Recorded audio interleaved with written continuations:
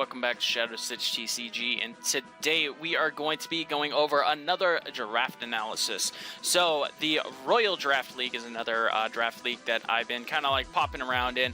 So they are a National Dex draft league, which is pretty cool. And National Dex, if you don't know, is a very interesting format where basically you combined all the new Pokemon into like the older gen mechanics, which is pretty cool. So you still have like Megas, you still have Z Crystals, which is pretty cool. It's like a fun, unique format on Showdown, which is cool. So anyway, so yep, that's pretty awesome. So what we are going to be doing is we're going to be taking over for another player.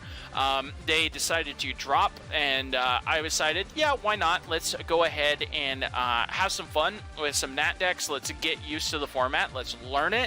And yeah, so this is what we're going to be doing today. We're going to be going over the team that we are taking over, and then of course, because I am taking over a team, I am allowed to make any changes I want to within 24 hours, which is awesome for completely free. So of course, we're going to be going over the team that we got inherited and all the changes that I'm going to make to it. But first off, let's go ahead and take a look at the basic rules of the thing.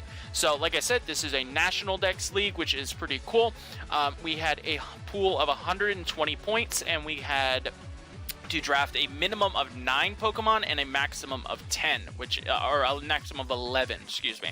So yeah, that's pretty cool. So I definitely liked that idea, because points are very fun and very interesting, and you can definitely mess around with them a lot. And having that open limitation of 9 to 11 is really cool. So so then we also have a baton pass clause, so we cannot pass speed in any way, and we cannot pass multi-boosts in any way. So multi-boost essentially is like we cannot pass 2 different stats. So think of like a Calm Mind. We can't pass Calm Mind, but if we like set up like a Nasty Plot, then we can pass that, and that's okay.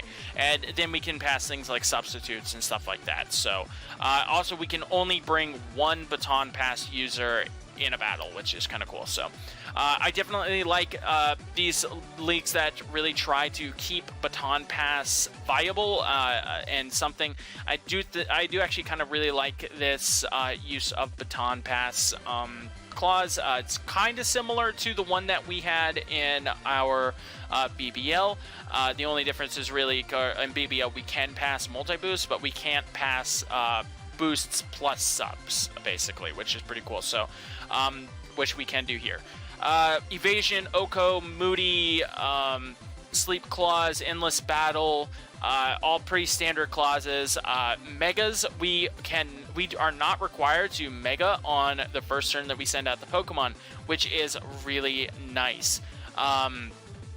Which is cool. You can, of course, we can only draft 1 Mega, but we're not exactly required to do so, but that's okay. So yeah, next up we have the banned items and a couple moves. Obviously, Swagger is banned, Bright Powder is banned, which is nice. You don't need any of that annoying nonsense. Power Construct on Zygarde's banned. Accuracy lowering moves are banned, which I think is a little weird, honestly. I mean, the only one that it really affects is like Night Days, because it's like an ever so slightly better Dark Pulse for Zoroark. But it's whatever. It may be Muddy Water. I don't know. I think if you're using Muddy Water, I don't know. Like Night Days is kind of like the only one that's kind of like eh. But yeah, all the rest of these don't really matter. Yeah. So no Dynamaxing, which is awesome, and we can't use Acupressure at all, because I believe Acupressure can still boost evasion. Don't quote me on it though. I don't know. So Z moves, we can't use any of like the special Z moves, even though so like Mew, Marshadow, Komo's, and Eevee's signature Z move. Even though I'm pretty sure Marshadow and Mew are both banned. But what you gonna do? So, and then we can't use any of the Omni boosting Z moves. So like Z Celebrate, Z Geomancy, Z Happy Hour, etc. So any of those moves we cannot use. And Z Magnet Rise is banned. Frankly, I don't know what Z Magnet Rise does. I have to imagine maybe it increases evasion or something like that, probably. I don't know. I don't think I've ever seen it.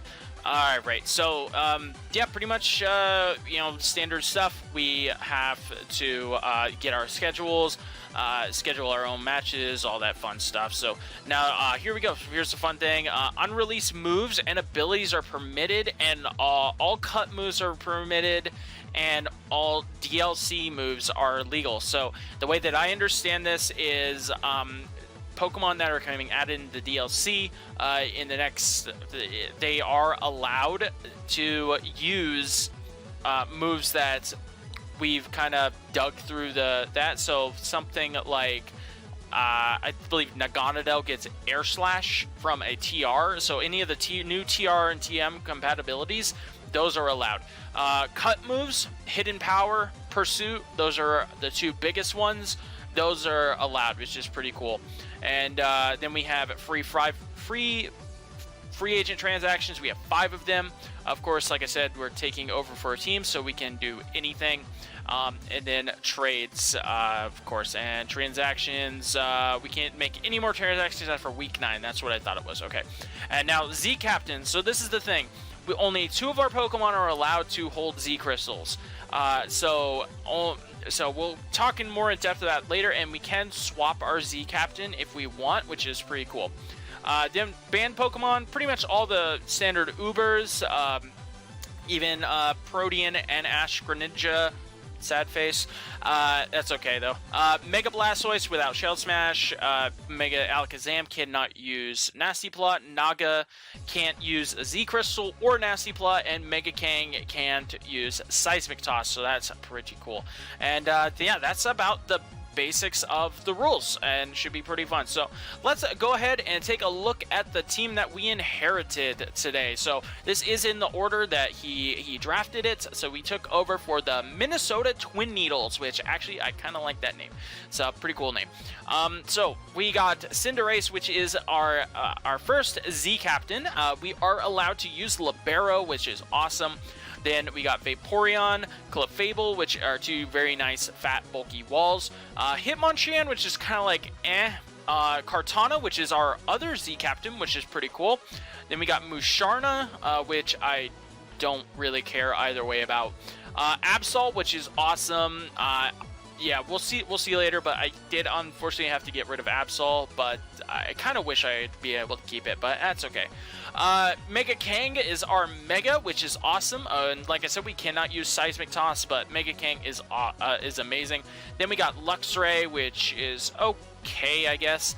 Gligar, which is an awesome Pokemon that I do actually really like. It was integral to like my success back in like Black and White UU. I loved that Pokemon. It was really cool.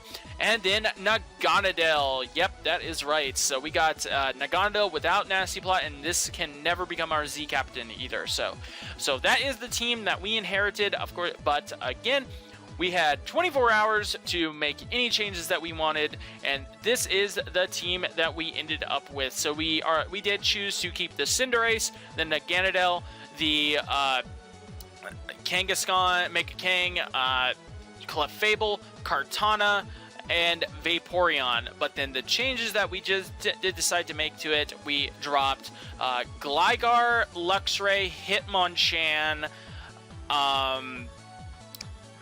so what was the other one? Musharna, that's right. See, I don't even care. So I don't even care about Musharna. And we picked up Bronzong, which is really awesome. Frostlass, Rhyperior, and I'm going to save that last one for very safe because I kind of like it. So anyway, let's talk about it. So we have Cinderace, which is our first Z Captain, which is really cool. So I really like the fact that we can use Libero with a Z Crystal, which is awesome. That means that we can always have a stab Z move, which is really cool. So we have Pyro Ball, High Jump Kick, got Sucker Punch, get like Acrobatics, or like Bounce if we want coverage, which actually be pretty decent on like a Z move set. It gets Scorching Sands if we did want to try to do special. It's kind of whatever. And obviously U-turn, taunt, super fang, good moves in general. Naga, of course, we cannot use Nasty Plot, so yeah, that's that. And this thing, of course, can never become our Z Captain. Draco Meteor, Sledge Wave, Fire Blast. We get Air Slash, I'm pretty sure, through the new TRs, which is nice. Dark Pulse, Flamethrower, varying different types of hidden powers. U-turn, substitute, tailwind, good moveset in general, but I mean, this is going to be a very nice, strong special attacker, very fast, strong special attacker, which is pretty cool. Mega King, which is awesome, and again, we cannot use Seismic Toss, which is, oh, that's Secret Power. We can't use Secret Power either, so, yeah, we can't use Secret Power either, but, yeah, so Double Edge, Return, Power Up Punch, Sucker Punch, Drain Punch, Elemental Punches, Facade, Fake Out, you name it. This thing has great physical coverage, and obviously with like Parental Bond, it's going to hit really hard, and it's going to be really nice and can be able to break things like sashes and stuff no matter what. So Clef, awesome, really fat Mon, and lets us just be like the defensive core of the team. Wish, Protect, Aromatherapy, Moonblast. Got Calm Mind, obviously. Teleport, got Baton Pass. Of course, we can't Baton Pass like Calm Minds and stuff like that, but I'm pretty sure it has something that we can Baton Pass. Even gets Healing Wish, which is a move that I love, and also got buffed in the gen, which I'm pretty sure it has those changes. Don't quote me on it, but I don't know. But yeah, Stealth Rocks obviously is great. You have a definitely nice Stealth Rock user there. Kartana, which is our other Z Captain, which is also another really strong Z Captain. So Z Bloom Doom, All Out Pummeling, Black Hole Eclipse, Corkscrew Crash, all great Z moves that this thing can use, but it can also use something like Z Tailwind, which is pretty cool. Yeah, it's really nice, and of course it gets Sword Stance. You can do some crazy stuff with like the investments and stuff like that, and just mess stuff up and be really fun. Vaporeon is the last of our mons that we're keeping. Wish, Protect, Baton Pass, Flip Turn, Toxic, Hidden Powers, still Haze. Like, this thing has some good move sets, and it's nice. Roar. That's also a very nice, important move. I believe it did, actually, yeah, it did get Sword Power. That's pretty cool. This gen, Yawn, Weather Ball, which is kind of neat. We got a freaking mosquito in my room. It's being annoying. Whatever. Next up, Bronzong, which is awesome. I was really happy to pick up Bronzong. We get Stealth Rocks, we get Body Press, we get Steel Roller. If somebody does choose to bring terrains against us, we can get rid of that. We can even run Trick Room, which is awesome. And then, you know, pretty sure it gets like Hypnosis and like stuff like that. So Iron Defense for the Body Press set if we wanted to go that route. But yeah, just a great mon. Trick. You know, we could trick like Iron Ball or something like that. Would be cool. Yeah, great mon in general. I love Bronzong. I was very surprised to see that it was still on the list. And yeah, so that's pretty cool. Then we got Frostlass. Frostlass is an amazing mon. We got Spikes. We got Destiny Pawn. It did get Poltergeist and Triple Axle. And the crazy thing about Frostlass, it does have the same attack as it does special attack. Most of the time you're seeing Frostlass bring special moves like, you know, obviously like Shadow Ball and like Ice Beam and stuff like that. But now it actually has really usable physical stab moves. So you can definitely use something like Poltergeist or Triple Axle. I think it gets knockoff. Okay, never mind. It doesn't get knockoff. But, Triple Axle is an awesome move to have on it. It can be very strong, but it's really all about those spikes. Spikes is fantastic for this mon, especially with our very offensive mons like our Kanga and our Naga. We having spikes up, forcing switches is going to be really, really nice. And of course, Destiny Bond can potentially sneakily take something away. And yeah, Taunt, Switcheroo.